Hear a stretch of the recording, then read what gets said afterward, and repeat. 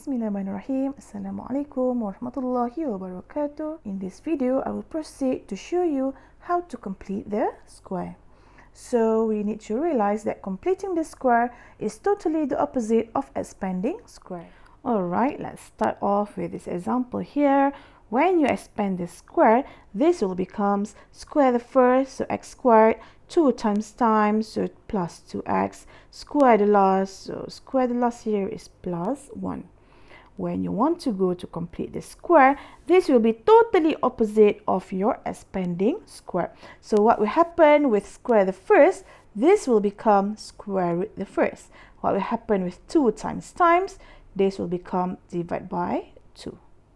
Okay, let's proceed with complete the square. So you want to focus on this variable x here. We want to put it into a completed square.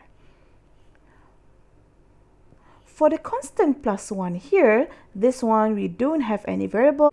We don't want to deal with it yet, so you'll put it at the end here, plus 1. So let's do this. Let's square root the first. So your first is x squared. Let's square root it. It becomes x.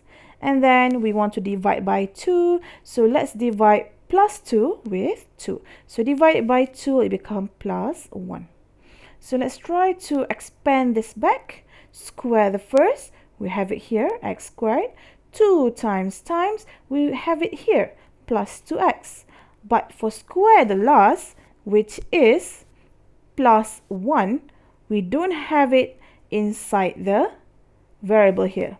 So this is your extra luggage. This is your extra term here. Okay, so we don't want to bring extra luggage anywhere.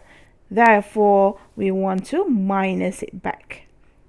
Okay, we want to minus back the extra term. Therefore, now let us proceed with completing the square.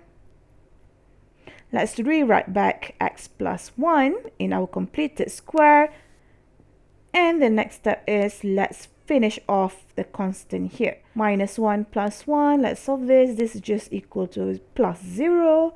Therefore, this is your final answer of completing the square. So let's proceed with another example. We try to expand this first. Square the first is x squared. 2 times is minus 8x. Square the last is plus 16. So we want to try to complete the square for this one. This will be the total opposite.